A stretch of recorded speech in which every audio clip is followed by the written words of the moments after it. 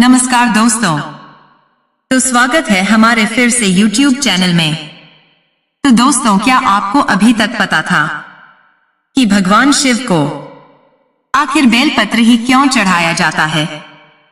अगर नहीं पता है तो हम आपको इस वीडियो में बताते हैं, क्योंकि यह भी एक रहस्य है दोस्तों।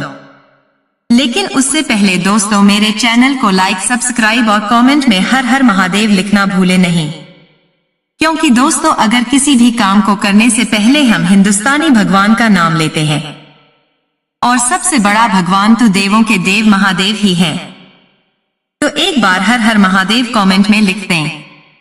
तो अब आप लोगों को दोस्तों बताते हैं कि भगवान शिव को बेलपत्र ही क्यों चढ़ाया जाता है।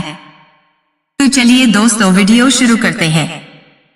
देखिए दोस्तों, सावन का महीना हो या फिर महाशिवरात्रि का त्योहार, शिव मंदिरों में भक्तों का तांता लगा रहता है और हर कोई शिवलिंग पर जल के साथ बेलपत्र अवश्य चढ़ाता है।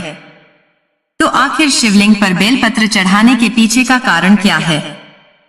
यह भी माना जाता है कि बेलपत्र के 3 जुड़े हुए पत्तों को शिवलिंग पर चढ़ाने से भगवान शिव को शांति मिलती है और भगवान शिव प्रसन्न होते हैं। अपने त्रिकोणीय आकार के साथ बेलपत्र भगवान शिव की 3 आंखों का प्रतिनिधित्व करते हैं। इसके अतिरिक्त यह भगवान के अस्त्र त्रिशूल का प्रतिनिधित्व करता है। बेलपत्र ठंडक प्रदान करते हैं। भगवान भोलेनाथ को बेलपत्र बहुत प्रिय है। धार्मिक मान्यता के अनुसार भगवान शिव की पूजा अर्चना में यदि बेलपत्र नहीं चढ़ाया तो वह अधूरी मानी जाती है। बेलपत्र के 3 पत्ते जो आपस में जुड़े होते हैं वे पवित्र माने जाते हैं। इन 3 पत्तों को त्रिदेव माना जाता है। मान्यता है कि 3 पत्ते महादेव के त्रिशूल का प्रतिनिधित्व करते हैं। यह भी माना जाता है कि बेलपत्र के 3 जुड़े हुए पत्तों को शिवलिंग पर चढ़ाने से भगवान शिव को शांति मिलती है और भगवान शिव प्रसन्न होते हैं। भगवान शिव को पौराणिक ग्रंथों में विनाश का देवता माना गया है। हिंदू मान्यता के अनुसार संपूर्ण ब्रह्मांड शिव में समाहित है। उनका काम ब्रह्मांड का विनाश करना है ताकि इसके तमाम भ्रम और अपूर्णताओं को दूर किया जा सके।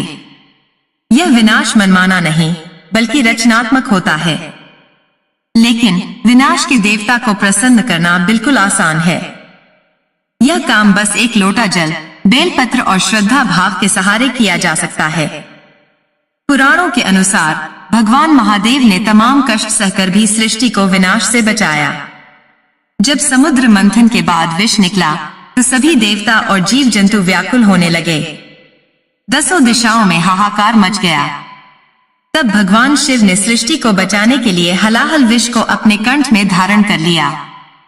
विष के प्रभाव से उनका कंठ नीला और उनका पूरा शरीर बेहद गर्म हो गया।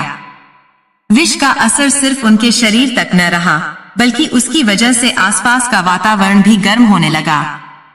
इसे ठंडा करने का उपाय देवताओं ने बेलपत्र के रूप में निकाला। उन्हें पता था कि बेलपत्र विष के प्रभाव को कम करता है, इसलिए शिवजी को बेलपत्र खिलाना शुरू किया गया।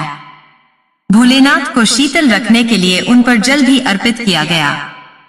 बेलपत्र और जल के प्रभाव से भोलेनाथ के शरीर की गर्मी धीरे धीरे शांत होने लगी। कहा जाता है कि तभी से शिवजी पर जल और बेलपत्र चढ़ाने की प्रथा शुरू हुई।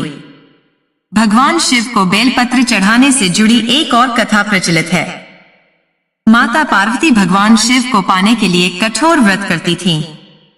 एक बार भोले बाबा जंगल में बेल के पेड़ के नीचे बैठकर तपस्या कर रहे थे। माता पार्वती वहां उनकी पूजा करने पहुंची, लेकिन पूजन सामग्री लाना वह भूल गईं। उन्होंने पेड़ से नीचे गिरे हुए बेलपत्रों से ही शिवजी की पूजा की। उन्हें बेलपत्र से पूरा ढक दिया। इससे शिवजी बहुत प्रसन्न हुए और तब से उन्हें बेलपत्र चढ़ाया जाने लगा।